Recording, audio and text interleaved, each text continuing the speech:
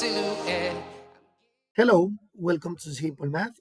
In this video, I will explain an exercise or several exercises or some exercises about how to identify when the binomial is factorized or can be factorized by using a square difference or sum and difference of cubes.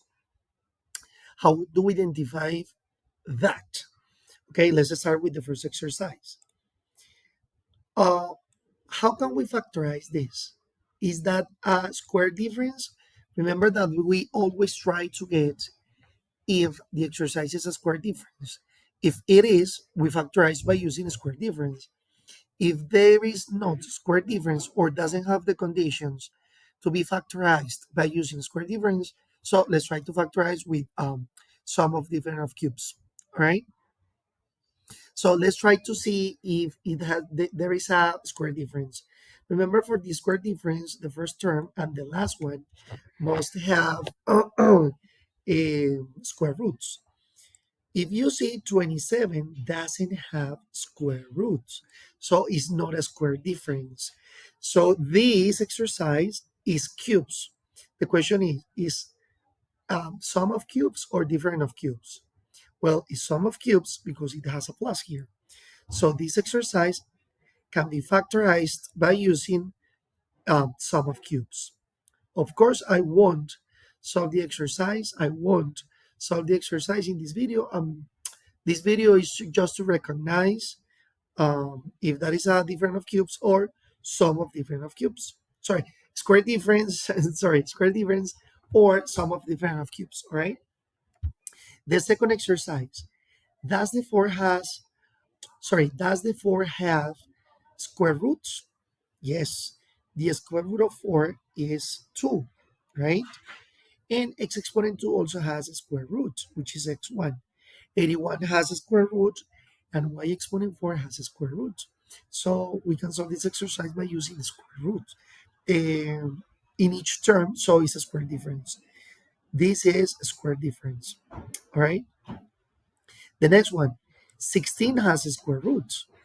And if you see the letters, it looks like it has square root each term, so we can solve this by using square difference.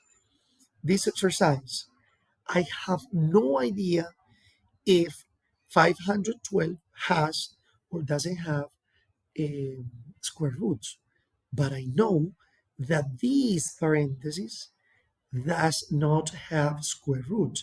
It has cube root.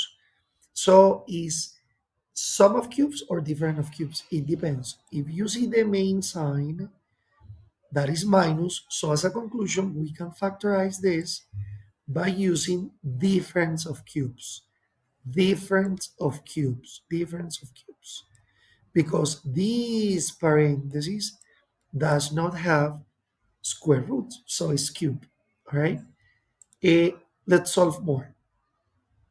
The number one has square root and cube root at the same time. 225. I have no idea if 225 has a square root or cube. But what happens when you see the letters? For example, t to the power of 22. Look, t to the power of 22. Uh, this doesn't have a cube root. It has a square root because the square root of t exponent 22 is t exponent 11. So it can only have square root, doesn't have cube root. So the exercise can be factorized by using square difference. And r raised to the 100, r raised to the 100 doesn't have cube root. It only has a square root, which is r to the power of 50. Yes. So this exercise um, can be factorized by using square difference. What happened with this one? I have no idea if 216 has a square root.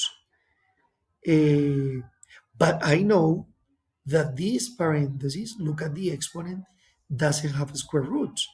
So it's cube. So, and the other reason is this, a exponent 3 doesn't have square roots. So definitely this exercise is cubes. But what is sum or difference? Is sum of cubes because it has a plus. This one, can you determine if 256 has square roots? To be honest, I don't know. I need to do prime factorization to know it. But I'm sure that W exponent 20 has a square root, which is W exponent 10. And also 49. 49 only has square roots. So this exercise can be solved as by using square different method factorization, right? And let's go to the last one. 729. I have no idea if 729 has a square root or cube root, but I'm sure that the number 8, look, the number 8 only has cube root, only has cube root, which is the cube root of 8? 2. Uh, 8 doesn't have a square root, so this is cube. The question is sum of cubes or difference of cubes? In this case, it's difference of cubes because of this minus. All right. All right, guys. Thanks for watching Simple Math. I expect you have understood a little bit about how to identify if the exercise is a square difference or if the exercise can be factorized by using um, sum or difference of cubes. Thanks again for watching Simple Math and see you in the next video. Bye bye.